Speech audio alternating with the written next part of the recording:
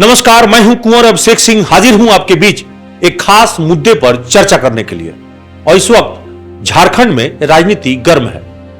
वैसे लोकसभा चुनाव में अब ज्यादा देरी है भी नहीं, उसकी कभी भी घोषणा हो सकती है। झारखंड में विधानसभा चुनाव भी होना है 2024 में ही। ऐसे में झारखंड की राजनीति थोड़ी ज्यादा रोचक हो गई है। सबसे ज्यादा रोचक इसलिए भी क्योंकि झारखंड में अभी अभी राष्ट्रपति शासन लगते लगते बचा है। अब आप पूछ रहे हो कि राष्ट्रपति शासन कैसे लगता? राष्ट्रपति शासन इसलिए लगता क्योंकि संवैधानिक संकट से अभी अभी झारखंड उभरा है। नए मुख्यमंत्री चंपई सोरेन के शपथ लेने के साथ ही एक नई सरकार का गठन हो गया है और पूर्व मुख्यमंत्री हेमंत सोरेन पिछले 31 जनवरी को ईडी के द्वारा गिरफ्तार कर लिए गए।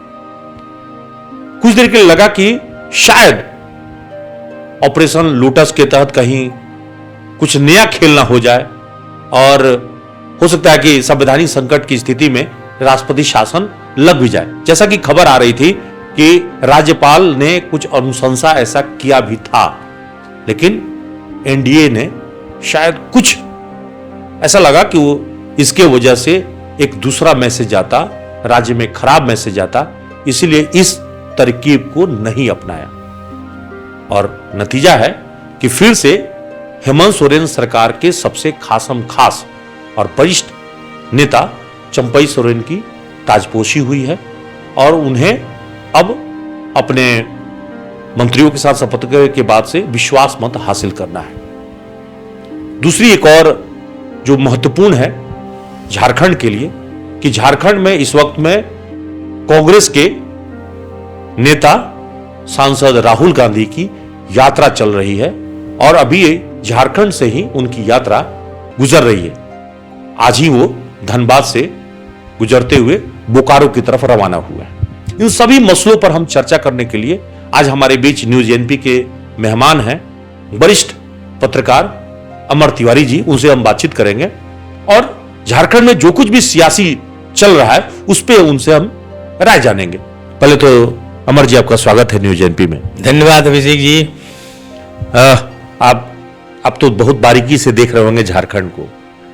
ताजा स्थिति जो है, हेमंत सोरेन की चूंकि गिरफ्तारी हुई, गिरफ्तारी के बाद उन्होंने पद से इस्तीफा भी दिया और पद से इस्तीफा के साथ ही उन्होंने नई सरकार को बनाने के लिए जो नाम दिया था चंपई सोरेन का, वो बन भी गए। कल उनको विश्वास मत हासिल करना है और विश्वास मत हासिल करने के साथ ही अभी तक जो दिख रहा है कि 47 विधायकों का समर्थन उनके हाथ में है। पार्टी में भी उनकी अपनी पार्टी और कांग्रेस का जो गठबंधन है वो तो मजबूती से उनके साथ खड़ा है।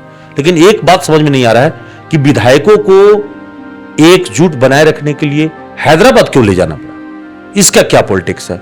हालांकि झारखंड में पहले भी ऐसा होते रहा है। ऐसा है अभिषेक जी कि अब राजनीति में शुचिता और विश्वास की कमी हो गई है। हैदराबाद ले जाने का मतलब है कि जेएमएम को भी कहीं से लग रहा होगा, सत्ताधारी दल को लग रहा होगा कि हमारे विधायक कहीं छटक न जाएं हमारे पार्टी से, हमारे दल से। पूर्व में भी एक प्रयास हुआ था कि कांग्रेस के 2/3 विधायकों को तोड़ने का भाजपा ने कोशिश किया था, हालांकि वो असफल रहे। बीच में ही खेल का पूरा ये निकल गया, हवा निकल गया, तो नहीं हो पाया था। इस लिहाज से पूरी फुल प्रूफ योजना के तहत तमाम विधायकों को हैदराबाद ले जाया गया। तो रिसोर्ट पॉलिटिक्स, ठीक है, रिसोर्ट पॉलिटिक्स हो रही है, लेकिन आप जरा सोचिए कि कितनी विश्वसनीयता का संकट है कि कांग्रेस के विधायक हैं, जेएमएम के विधायक हैं, इन सभी को एक जगह रखा जा रहा है। फोन से बात नहीं करने दिया जा रहा है, किसी से मिलने नहीं दिया जा रहा है। एक एक विधायकों पर 4-4 गार्ड रखे गए हैं। क्या है ये सब? ऐसा है अभिषेक जी कि जैसे ही सरकार हेमंत सोरेन को जैसे ईडी ने गिरफ्तार किया, एक संवैधानिक संकट तो पैदा हो गया था और किसी को भी केयर टेकर सीएम का दायित्व नहीं सौंपा गया था। माननीय राज्यपाल महोदय ने यह भी कह दिया कि आप लोगों को कल इतला किया जाएगा, बताया जाएगा कि क्या होना है। इस बीच में निश्चित रूप से केंद्र सरकार, गृह मंत्रालय और राज्यपाल के बीच में संवाद कायम हुआ होगा और भाजपा की कोशिश रही होगी, आखिरी कोशिश, कि अगर विधायक टूटते हैं तो इन्हें सरकार बनाने का न्योता नहीं दिया जाएगा और भाजपा को भी आमंत्रित किया जा सकता है। हेमंत सोरेन की खता क्या थी कि ये सजा मिली उनको? देखिए, जो रांची के बड़गाई अंचल में जो 8.5 एकड़ जमीन की हेराफेरी की बात चल रही है, जिसमें से 4.55 एकड़ जमीन कहा जाता है ये सेना की जमीन थी। सेना की जमीन को रांची के तत्कालीन उपायुक्त का हल्का कर्मचारी ढेर सारे लोगों की मिली भगत से उस जमीन की हेराफेरी की गई। पहले मुख्यमंत्री के नाम किया गया, फिर इस जमीन को किसी और को बेचा गया। तो इसके कुछ साक्ष्य मिले होंगे।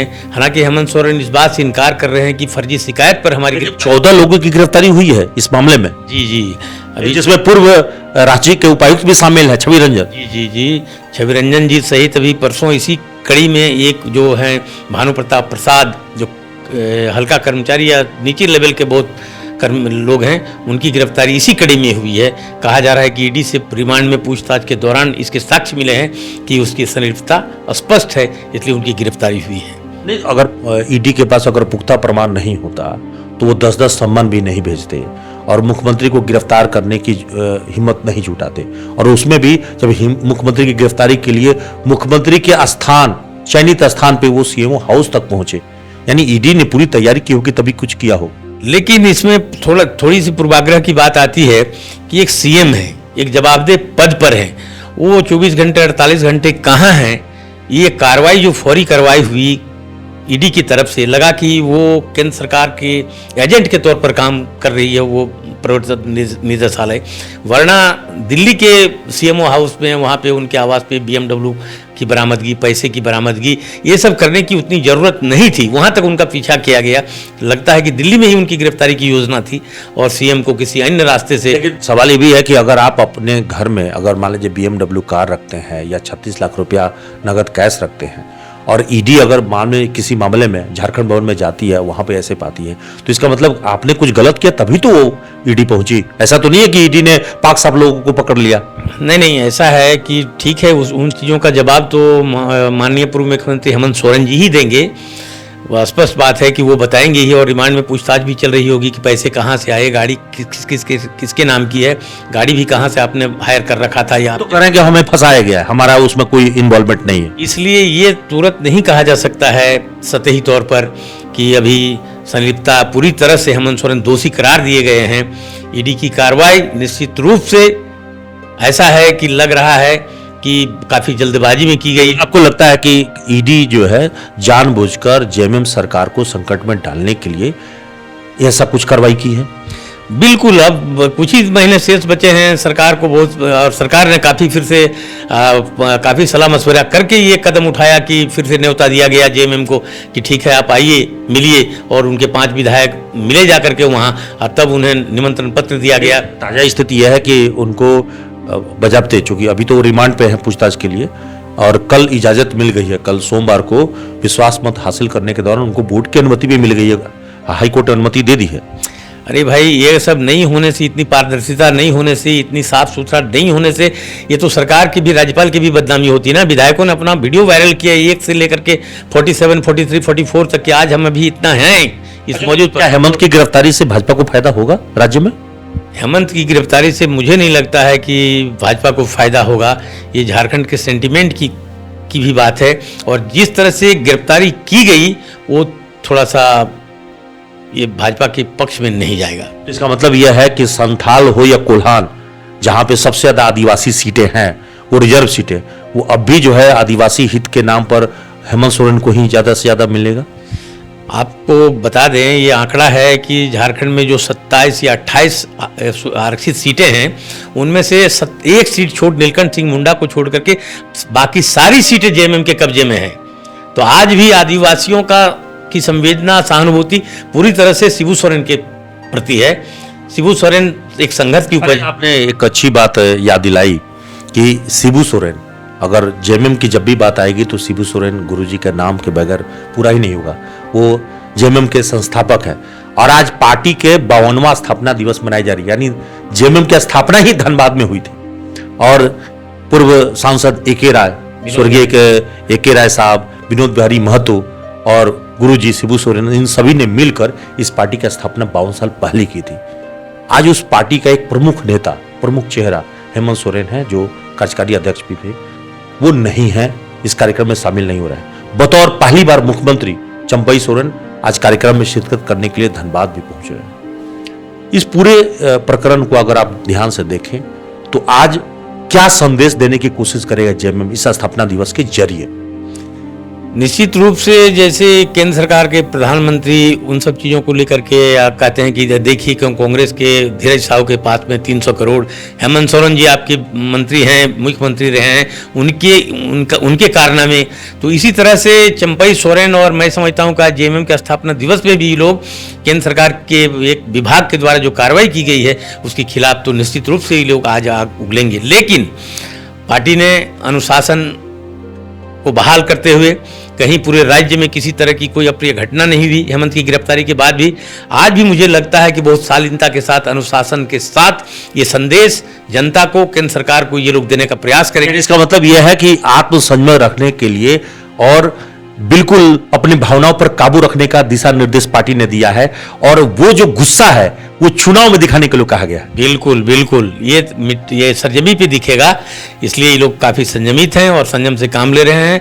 मैं इसके लिए जेएमएम की सरकार और हेमंत सोरेन की भावनाओं को भी मैं कद्र करता हूं कि कार्रवाई हुई है। अगर वो दोषी हैं तो उन्हें सजा मिलनी भी चाहिए। लेकिन उनके सिर्फ जमीन के मामले ही नहीं, खनन घोटाले में भी उनसे पूछताछ हो रही है। जो साहेबगंज में कहा जा रहा है 1200 करोड़ के घोटाला हुए हैं, उसमें भी उनसे पूछताछ होनी है, पहले भी हुई है। नहीं, पूछताछ उसमें कई पंकज मिश्रा सरीखे लोग, उनके जो वहाँ के प्रतिनिधि हैं वो भी आज सलाखों के पीछे हैं। एक राजेंद्र दुबे जो सहयोग करने वाले डीएसपी थे, उनको भी कई सम्मन हुआ है, उसमें पूछताछ चल रही है। अभी तक वो मुकाम तक नहीं पहुंचा है। अब आगे हम लोग वेट कर रहे हैं कि उस पर क्या कार्रवाई होगी। इस लपेटे में कई और लोग आएंगे, ये तो अभी शुरुआत है। जब लपेटना हो तो कई लोग धनबाद से रांची तक के भी लोग आ सकते हैं। आखिरी में हम ये चर्चा करेंगे कि राहुल गांधी जी की यात्रा जो है वो झारखंड से प्रवेश करते हुए अब महाराष्ट्र तक जाना है, और आज ही धनबाद में उन्होंने अपने रोड शो भी किया है। इस यात्रा से लाभ लोकसभा चुनाव में मिलेगा राहुल जी को, न्याय यात्रा से? देखिए, कांग्रेस की अपनी विचारधारा है, भाजपा की अपनी विचारधारा है, लेकिन जिस बात को लेकर के, ये पंच न्याय को लेकर के राहुल गांधी जी सड़क पर उतरे हैं और लोगों के मन की बात सुन रहे हैं, लोगों से मिल रहे हैं, नारी सम्मान की बात कर रहे हैं, किसानों की बात कर रहे हैं, युवाओं की बात कर रहे हैं, रोजगार की बात कर रहे हैं, जन भागीदारी की बात कर रहे हैं, तो निश्चित रूप से लोग जब समझेंगे बातों को बारीकी से तो इसका लाभ उनको मिल सकता है। पिछले बार जब यात्रा किए थे साउथ में तो उनकी यात्रा बड़ी यात्रा थी वो। उस यात्रा के बाद सेकेंड यात्रा उन्होंने पूर्वोत्तर से शुरू किया, और इस यात्रा के आते आते अब लोकसभा चुनाव भी शुरू हो जाएंगे। तो लगता है कि इस चुनाव में इस यात्रा का, जो उन्होंने भारत जोड़ो न्याय यात्रा नाम दिया है, मतलब जनमानस पर लाभ मिलेगा कुछ, क्योंकि उनके सामने अभी भी मोदी जी ही हैं, प्रधानमंत्री मोदी अभी भी सशक्त उम्मीदवार के तौर पर उनके, और उनका चुनौती अभी तक वो दे नहीं पाए। देखिए, मुद्दे तो बहुत गंभीर हैं, चाहे वो किसानों के एमएसपी की बात करिए, मैक्सिमम सेलिंग प्राइस का, वो तय करने का अधिकार सरकार ने अपने पास सुरक्षित रख लिया है। खिलाड़ियों के मेडल वापसी में देखिए, खिलाड़ियों के सम्मान की बात देखिए आप, 700 किसानों ने देश में आत्महत्या की, उसकी बात देखिए। मणिपुर में जो घटना हुई निर्वस्त्र करके महिलाओं के साथ जो हुआ, उस पर वहाँ लोग गए नहीं। तो इस तरह से बेरोजगारी के मामले में भी जो बात थी कि ये रोजगार सृजनात्मक सरकार है, ये रोजगार का सृजन करेगी, वैसा कुछ हुआ नहीं। इसका मतलब है कि जहां राहुल गांधी के पास ये सारे जो सेंसिटिव मुद्दे हैं वो हैं, दूसरी ओर बीजेपी के पास राम मंदिर, धारा 370 की समाप्ति, कश्मीर इशू, ये सब मुद्दे हैं। देखिए, जो वो राम मंदिर का मुद्दा, धारा 370 का मुद्दा, इन मुद्दों से ये जीडीपी नहीं बढ़ने वाला है। जो ग्रॉस डोमेस्टिक प्रोडक्ट जो देश का होता है वो नहीं बढ़ने वाला है। आपके जो पैसे का वैल्यू है वो डॉलर के मुकाबले नहीं बढ़ने वाला है। तो उन सब चीज़ों को जो बुद्धिजीवी वर्ग हैं वो समझते हैं। अब तो सीधा तौर पे है कि एक तरफ मोदी जी हैं, दूसरी तरफ राहुल गांधी, और इंडिया गठबंधन पहले ही दरक गया है, नीतीश जी पलटी मार चुके हैं। तो इंडिया गठबंधन का क्या होगा? देखिए, ये इंडिया गठबंधन भाई, ये अभी तो चुनाव होना है और सबकी अपनी डफली अपना राग है, लेकिन उसमें भी एका बनाए रखने का काफ़ी प्रयास चल रहा है। अब नीतीश जी की आप बात आपने छेड़ दी, तो नीतीश जी ने कितने बार क्या किया ये जग जाहिर है। 6 बार तो पलटी मारा है वो। तो अब वैसे लोगों के अब राजनीति में जब ऐसा आचरण हो और लोग इस तरह से इधर से उधर होंगे पेंडुलम की तरह, तो फिर राजनीति की जो शुचिता है, जो उसकी गंभीरता है, जो देश में राजनीतिक आचरण होना चाहिए, एक लोकतांत्रिक सरकार को बेदखल नहीं, अपदस्थ नहीं करने किया जाना चाहिए। ये जनता सब कुछ देख रही है, तो इन सब मुद्दों को लेकर के देश भी गंभीर है और इस बार का चुनाव मुद्दों पर होगी। इस बार खबर है कि भाजपा से भी बहुत सारे चेहरों की टिकट कटने वाले हैं, उम्रदराज का है या नॉन परफॉर्मर है, उनकी भी टिकट कटने वाली है। और इस बार भाजपा में मोदी की गारंटी तो है, नया नारा, लेकिन गारंटी के साथ साथ कुछ नए चेहरों पर जो है दाव खेला जा सकता है, नए महारथी उतारे जा सकते हैं। देखिए भाई, ये रामलला के मंदिर की जो 22 जनवरी को जो भी बातें हुई है, उसके बाद से भाजपा उफान पर है। भाजपा उफान पर है कि अब इसी को लेकर के ये अक्षत वितरण करके फिर से भाजपा नो डाउट अच्छा करेगी और यही मुद्दा उनके पास आखिरी मुद्दा था, ऐसा लगता है मुझको, जिसके बल पर फिर से वो केंद्र में काबिज हो जाएगी। लेकिन जनता को ये सोचना है कि इन सब चीज़ों के निर्माण से, इन सब चीज़ों के कंस्ट्रक्शन से, विकास से देश का विकास संभव है अथवा नहीं है, जनता को विचारना है। जी, तो अभी आप सुन रहे थे अमर तिवारी जी को, जो बता रहे थे कि सब कुछ देश की जनता को तय करना है और जनादेश भी जनता ही देती है। डेमोक्रेसी के बारे में कहा गया है कि लोकतंत्र जनता का, जनता के लिए और जनता के द्वारा बनाई गई सरकार होती है और इसी में यहाँ पे जनता ही मालिक होती है। इसलिए सत्तासीनों को ये बात समझनी होगी कि वो कुछ भी मनमर्जी कर ले, ये ज्यादा दिन नहीं टिकती। सहयोगी नितेश के साथ Kunwar Abhishek Singh, news ANP, Dhanbad. Ashrafi cancer institute सभी सुविधाओं से परिपूर्ण कैंसर चिकित्सा का एकमात्र विश्वसनीय प्रतिष्ठान अब धनबाद में। एक ही छत के नीचे सभी प्रकार का इलाज, जैसे अत्याधुनिक रेडियोथेरेपी मशीन, साथ में पेट स्कैन, मेमोग्राफी और अन्य सभी प्रकार के जांच की सुविधाएं उपलब्ध। वही तरीका, वही इलाज, अब अशरफी कैंसर इंस्टीट्यूट धनबाद में।